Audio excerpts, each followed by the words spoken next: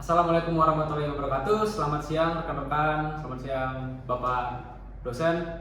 Kali ini kelompok kami akan mempresentasikan tentang metode searching yang kita pelajarin pada matkul algoritma dan pemrograman dalam bahasa C.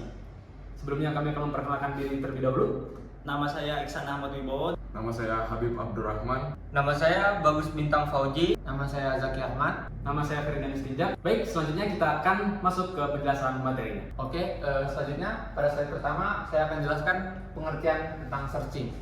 Searching adalah proses mencari keberadaan suatu data dalam sekumpulan data dengan tujuan menemukan posisi atau indeks data tersebut. Contohnya, ada data yang isinya 9, 3, 5, 1, 8, dan 2. Yang dicari adalah angka 8. Lalu hasilnya akan menampilkan posisi dari posisi atau indeks dari data tersebut. Contoh hasilnya itu ditemukan pada indeks keempat, yang mana posisi 8 dari data tersebut itu di posisi ke indeks keempat.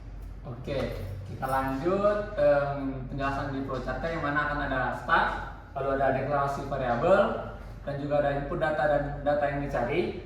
Lalu di sini ada dua decision, yang mana yang pertama adalah apakah data sudah diperiksa semua, lalu yang kedua apakah data N atau I sesuai dengan yang dicari.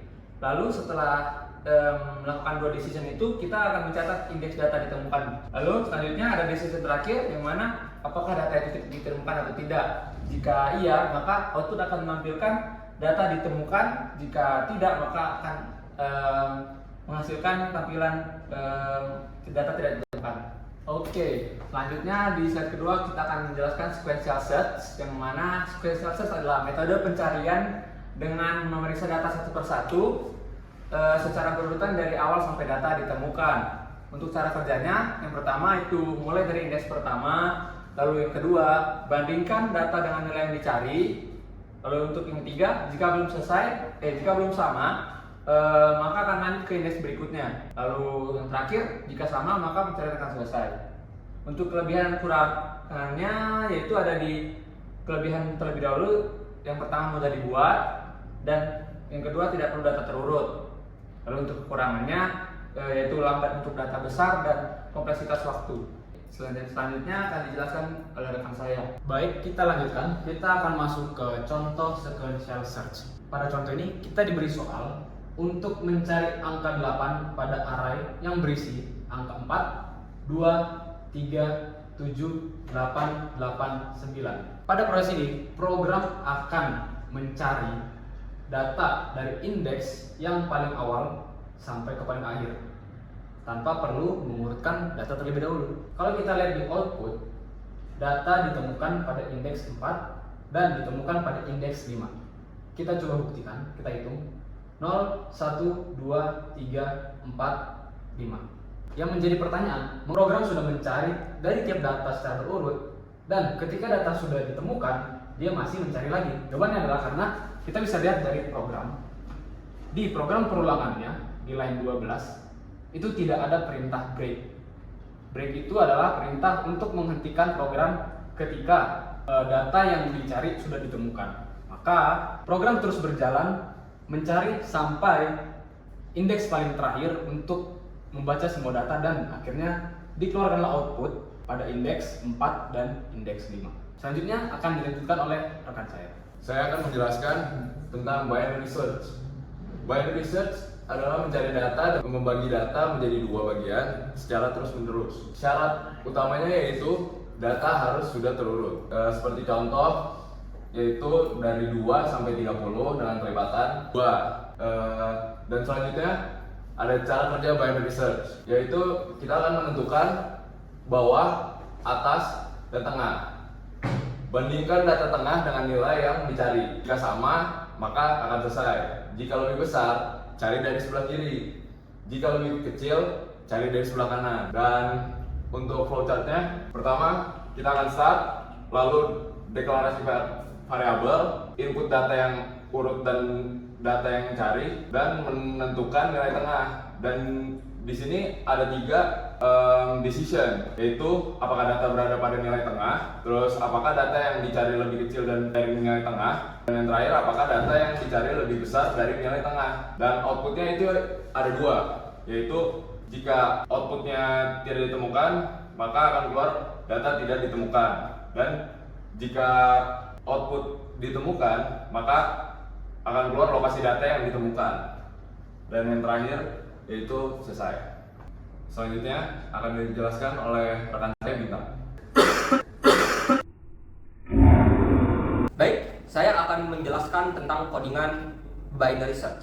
Pada program terdapat array yang berisi 15 data, yaitu dari angka 2 hingga angka 30 dengan kelipatan 2 dengan data sudah terurut. Lalu, untuk program berikutnya, user akan diminta untuk memasukkan data yang ingin dicari dengan rumus tengah sama dengan bawah plus atas bagi 2. Jika data tengah pada indeks tengah sama dengan data yang dicari, maka data akan langsung disimpan. Tapi, jika indeks tengah lebih kecil daripada data yang dicari, maka pencarian akan dilanjutkan ke sebelah kanan. Lalu jika data tengah, indeks tengah lebih besar daripada data yang dicari, maka pencarian akan dilanjutkan ke sebelah kiri. Setelah itu, kita lihat contoh pada output. Pada saat kita running program yang sudah kita buat, user diminta untuk memasukkan angka.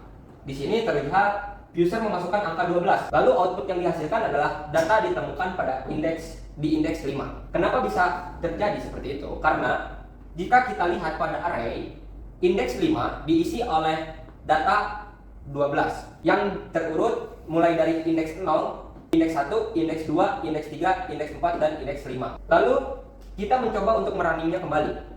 Pada saat data sudah dicari, user memasukkan data 7. Namun output memberikan hasil data tidak ditemukan. Hal itu bisa terjadi karena tidak ada data 7 pada array. Kita akan lanjutkan kepada teman saya, yaitu Ihsan Wibowo. Oke, saya akan menjelaskan tentang running program dari sequential search dan binary search yang telah tadi dimaterikan oleh rekan-rekan saya. Yang pertama, saya akan menjelaskan tentang sequential search, di mana pada program ini saya menggunakan VS Code. Di sini pertama saya akan menjelaskan tentang sequential search, di mana ada 7 data, di mana datanya itu dimulai dari 4, 2, 3, 7, 8, 8, dan 9. Jumlah datanya itu ada 7. Makanya di sini di codingannya itu dijelaskan bahwa integer jumlah data sama dengan 7. Lalu kita coba running program. Oke, sudah di running programnya, menampilkan hasil output pada terminal data yang ingin dicari. Misalnya kita ingin mencari data 8 ada di array mana. Misalnya kita masukkan 8. Data ditemukan pada indeks keempat dan indeks kelima, sesuai dengan materi yang tadi disampaikan oleh rekan saya di sequential search. Kalau misalnya kita running program lagi, di mana kita memasukkan data yang tidak ada di input integer data. Oke, misalnya kita ingin masukkan datanya itu 5. Data yang ingin dicari 5, data tidak ditemukan. Selanjutnya kita ingin running program binary search yang sudah dijelaskan oleh rekan saya sebelumnya, di mana ada integer data 15, yaitu ada 2, 4, 6, 8, 10, 12, 14, 16, 18, 20, 22, 24, 26, 28, dan 30. Kita coba running program. Data yang ingin dicari, misalnya kita mau mencari data 24. Data ditemukan pada indeks ke-11, sudah terbukti. Lalu misalnya kita ingin mencari data yang tidak ada di integer data. Misalnya kita masukkan angka 7. Masukkan data yang ingin dicari 7, maka data tidak ditemukan. Perbedaan yang paling signifikan antara sequential search dan binary search itu adalah di bagian while, di mana di bagian while ini ada rumus tengah sama dengan bawah plus atas dibagi 2. Membedakan antara sequential search dan binary search adalah itu. Setelah running program, kita dapat simpulkan bahwa searching digunakan untuk mencari data dalam kumpulan data. Sequential search lebih sederhana tetapi lebih lambat. Kalau binary search lebih cepat tetapi data harus sudah berurut terlebih dahulu. Demikian dari presentasi kami ucapkan terima kasih kepada teman-teman dan juga Bapak dosen yang sudah menyaksikan presentasi kami. Buat teman-teman yang menonton, kami punya pesan nih untuk selalu merasa termotivasi, semangat, dan berasa dalam pelajaran apapun yang sedang kalian pelajari. Ayo pamit undur diri. Terima kasih. Assalamualaikum warahmatullahi wabarakatuh.